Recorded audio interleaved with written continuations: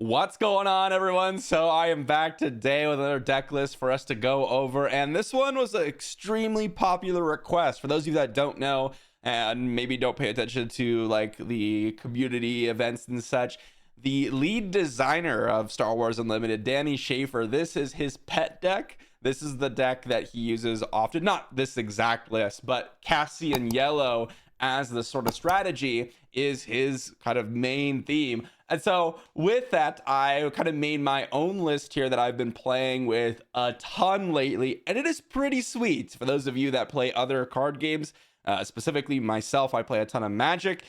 Drawing cards is something that is always a ton of fun, and Cassian lets you do that in spades. So if you want to pick up any of the cards on the list today, I will have a link to the deck list down below, as well as a link to my TCG player link if you all want to check that out and help me out, help yourselves out. Without further ado, let's go ahead and talk about Cassian and the base that we're running. So I'll just talk about the base real simply. We're running yellow. It's really important, as yellow provides us a ton of tricks, as well as some really solid units, specifically the Millennium Falcon. And with the combination that we got going on, allowing us to draw a bunch of additional cards, the additional tricks really benefit something like Cassian. And of course, when we talk about Cassian, well, we got to talk about his action ability first. We have a 1 resource. If you've dealt 3 more damage, you get to go ahead and draw a card. 3 more damage to an enemy base, you can draw a card. This really does come into play quite frequently in the middling stages of the game. There are a lot of times, even in my like Leia red deck, as well as Sabine green, that I've played a ridiculous amount. Okay, those 2 decks I've probably played more than any deck in the entire game, and even the yellow variations. And so you can't I can't tell you how many times I've been left with a single resource, and you basically will always be dealing 3 damage to an enemy base when you're running a very aggressive heroism deck, which is basically most of them at this point. So you're going to be able to meet this condition and also have the resources to be able to do it. And this does give you that influx of additional options. And when you have those tricks to back up your kind of red aggressive strategy, you can really do a lot of different things. Next up, we have the Cassian backside, which is 4/6 Saboteur. When you deal damage to enemy base, you can draw a card. The extra card draw is pretty solid. The one thing I don't like about Cassian is the fact that he comes down on 6 instead of 5. Both the other rebel leaders come down either a turn or 2 turns earlier in Sabine and Leia. However, coming down as a 4/6 and having Saboteur can sometimes finish off a game in surprising fashion, as you could just get past a lot of the sentinels and hit that base and draw some cards. So that's pretty sweet. Again, body is not something to be particularly amazed about, but again, he is a little bit of a nice finisher, as he can just immediately start attacking that base. With that, let's dive into our ground unit. So for the ground units, one of the big things that we need to keep in mind is that we need to deal 3 damage to a base in order for us to get that action activated, which means that I really wanted to make sure that most, if not all, of our units could deal 3 damage if they needed to. There are only 6 units, and well, those 6 are kind of doing something else for us anyways, that don't deal 3 damage themselves to the base. But starting us off, we have 3 copies of Greedo. Many of you have seen this 1 drop here, 1 resource unit, and well, it's a 20% chance to get the when defeated effect, but we're really just using it as a 3 power 1 costed play that we could play on turn 1. 3 copies of Sabine Wren, just one of the most powerful, if not the most powerful 2 resource play you can make in the game. Can ping off things like Greedo and just gets into the base for 3 damage. 3 copies of Lethal Insurgent, again, 3 damage, really important. 3 toughness is the key here, and we're getting a ton of value off of that. But you also have the small upside of randomly messing up your opponent's hand, which can be pretty cool. We have 3 copies of Leia. This is one of the few cards in the deck that is not 3 powered. And really, that's because she's mainly used as more of a trick than she is a unit herself. You can do the turn 1, play Leia, ready a resource, play Greedo, but there are often times where you're going to play Leia and just exhaust an opponent's unit to get a little bit of tempo advantage. which is quite nice. And then if they don't kill it, which wastes their second action with that specific unit, then you can get in for a couple points of damage. 3 copies of Rogue Operative. This Saboteur attacks for 4 points of damage with the 3 resources, which is really, really nice. Pretty straightforward, but nice aggressive unit. 3 copies of Fleet Lieutenant. This hits in for a lot of damage, as many of you have seen. Also just a 3/3 on its own, but basically all of our units are rebel oriented, as Cassian himself is also a rebel, which is an important tag that I don't think I mentioned when I talked about Cassian. 3 copies of K2SO. This one's a really, really nice one, as it helps us finish out the game. Gives us a little bit of reach, a little bit of extra damage there.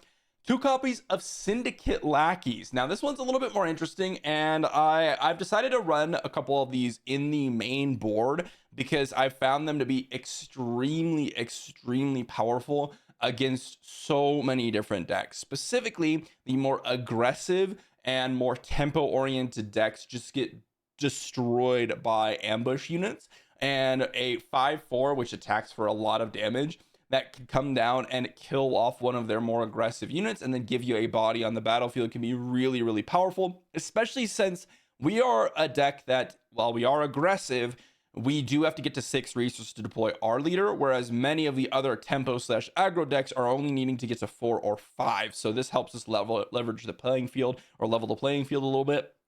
1 copy of Chewbacca. Similar reason as the main deck Syndicate Lackeys, although this one in particular can actually get in for some damage while you play him and then actually trigger Cassian's action if you need it to. 2 copies of Guerrilla Attack Pod, as some of the more top end, as most frequently when this comes down, you're going to be able to ready it immediately, get in for some damage, or kill off one of their units and get that grit going. And lastly, 1 copy of Mace Windu. This guy can immediately go ahead, kill off a unit, and then immediately attack opponent's bases. We will oftentimes get to that turn 6 because we really want to be able to get to turn 5 with Cassian. And so unlike other aggro decks where you're probably killing by turn 5, you know, when the turn Guerrilla Attack Pod comes down, you probably are winning the game with like Sabine and Leia. This one is a little bit more grindy, a little bit more slower, because you can trade off resources early in order to leverage the card drawing effect from Cassian. And that's where like some of these more top end cards come in. That said, let's talk about space. So we're playing yellow, we're playing Heroism. The space is the most exciting part of the whole deck, and that's because we have the best space unit in the game in the deck. 3 copies of Green Squadron A-Wing to start us off. This is just a 3 power unit on turn round 1, which allows you to trigger Cassian's ability. Very strong, very, very aggressive. 3 copies of Red 3. This will amp up things like Leia potentially, but we also just have a ton of Rebel units in the deck that also include Cassian. This is also just a 3 power space unit that gets in for a lot of damage. And then we have the key of the whole space, Millennium Falcon. 3 copies. This card is absurd and is one of the reasons why this deck can even function. This just gets in for a ton of damage. You can play this, attack, immediately trigger Cassian's action if you wish, or just start killing off your opponent's units and potentially returning this back to your hand and then redoing the whole thing all over again. If your opponent, if you're a Sabine player, your Leia player, tries to play their A-Wings and their Red 3s, and you respond by deploying your Millennium Falcon, the game is basically over for them. The card is so good. Unless they have something like Bright Hope to follow it up, to defend their actual Red 3s and Green Squadron A-Wings, they're going to lose the game. Oftentimes, that's how good this card is. Lastly, we have 3 copies of Wing Leader, and this one can go on, of course, all the varying different rebels that come down, such as, you know, Sabine Wren, Rogue Operative, K2SO, or a Green Squadron A-Wing. One of my favorite ones is actually the Rogue Operative.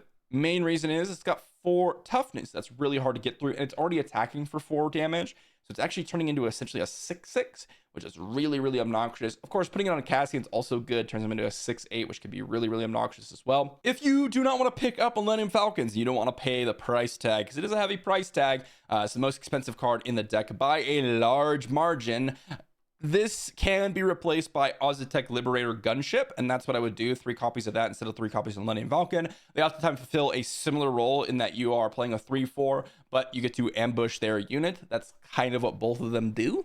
Millennium Falcon, but can attack bases, and Ozatec Liberator Gunship can't. And it's also 1 more extra resource. So it's by far a downgrade, but it's also $60 or $75, whatever Millennium Falcon's at right now, less expensive. So that is a consideration. Let's talk about our events and upgrades. So for our events here, one of the big things that we can get access to is the yellow tricks from yellow, because we are playing yellow. As such, we have 2 copies of Medal Ceremony starting us off here. When we have the draw extra cards, cheap events, cheap spells, zero-costed events specifically are very, very powerful, because if you draw an additional card, you pay 1 resource, draw an additional card, and that card happens to be a Medal Ceremony. You can play Medal Ceremony on the single unit that you attacked with. You essentially, what you did is paid 1 resource for an experience token. And when you look at it from that perspective, that's actually pretty solid. And unlike other decks where you might not want to do Medal Ceremony for 1 unit, it can be kind of mediocre, as that's one of the precious cards you have in your hand. Especially with aggro decks, you could dump your hand very quickly. Medal Ceremony in this deck can be very, very powerful, but you don't oftentimes have the 3 rebels, so just play it for 1 or 2. It's no issue. 1 copy of Shoot First. This one we have more on the sideboard, but this one's really good for trading in with opposing units. I've tried the 3 copies, but I actually like, as we'll talk about the second trick here, 2 copies of Asteroid Sanctuary. I like this split, as well as one other card here of 1 Shoot First, 2 Asteroid Sanctuaries, and then 1 other card to kind of shore up the Shoot First. Asteroid Sanctuary is really powerful, as we have a lot of 3-costed units. Specifically, Rogue Operative and Sabine Wren are very good with this, and exhausting enemy unit can really disrupt their turns and allows us to get a little bit of extra game in against, the more tempo-oriented decks and the more aggressive decks. 3 copies of Surprise Strike. That just hits in for a ton of damage and can really trade up with some of our units. For example, things like Leia, previously would probably just get bested by basically any unit in the entire game, but now you could trade in with their Boba Fett if they happen to play a Boba Fett, which is really, really nice. Lastly, for our events, we have 2 copies of Change of Heart. This is a really, really nice late game, completely swing the game card. This could help you finish off a game by stealing off a Sentinel, stealing off one of their just high-powered units, or when they try to go in for lethal damage, you can go ahead and take their unit, and then suddenly you're attacking for lethal damage, which is really, really impressive. Lastly, in terms of the events and upgrades, we have 1 copy of Snapshot Reflexes. I've been using this card a lot recently, and I've really liked it as essentially another copy of Shoot First that gives you permanent stats. The advantage of Shoot First is the fact that you get to go ahead and get the damage in for that unit and potentially save your unit. But Snapshot Reflexes oftentimes does that anyways, because it gives you +1 toughness anyways. And it's not like Shoot First is going to save your unit from another attack from your opponent oftentimes. Snapshot Reflexes just gives you that permanent additional power though. And so I've played with a couple of Shoot First, couple of Snapshot Reflexes. I prefer Shoot First in the decks that could go ahead and, trade off with units and keep your unit around, and they don't have the ability to really trade profitably with your unit.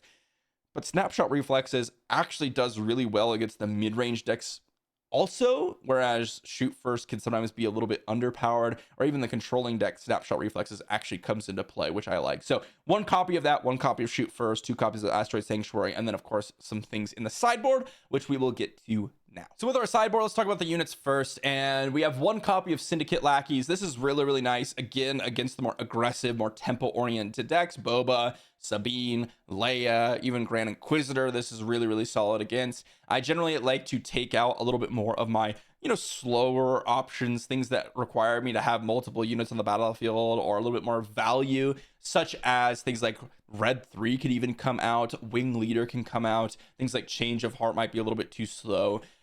That's when Syndicate Lackeys comes in. Chewbacca, 2 copies of Chewbacca, really good against, again, the more tempo-oriented / aggressive decks. I generally just take out some more, again, expensive cards similar to the Syndicate Lackeys. 3 copies of Strafing Gunship. I actually really like this against the more mid-rangey, even against the aggro decks as well. This is really powerful as they can't really deal with it since you have Millennium Falcons. If you are fighting an opponent that also has Millennium Falcons, the Strafing Gunship just trades in with it if they want to attack it, and you can get a lot of value by, putting a Snapshot Reflexes on a Strafing Gunship and it's attacking for 4 power into your opponent's units, and it's never dying because it gives -2 -0. So really, really powerful unit that kind of gives you a lot of value over the course of a game. It can also just attack for 3 damage against your opponent's base.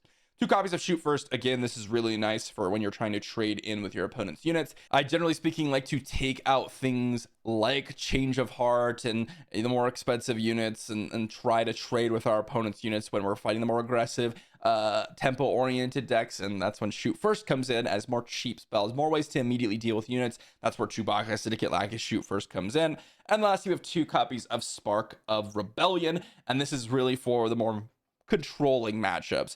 Ironically, because we have Cassian's action, we can actually start to resource every single turn and then even have a little bit of game late on with Cassian, Millennium Falcon, Mace Windu, these types of cards, Change of Heart. You could think still stuff like, boom, take your Avenger. So the game, the deck actually has a really good game against control, and the real heavy losses have come from just the more streamlined aggressive decks and tempo oriented decks, as our leader doesn't really support that strategy. We are more turning into a mid-rangey style of deck, as well we have Cassian drawing us extra cards, and we're trying to leverage those extra cards rather than just getting in for direct damage with Sabine or just extra action cheating with Leia or stuff like that. So Spark of Rebellion, the only card that was really meant for the more long games, but can be really powerful in those situations. And it's also really good against Boba, as Boba can really have those nasty splits of events and units, and you just take their unit or their event and something like that and ends up messing up their sort of play pattern. So that's going to be Cassian Yellow.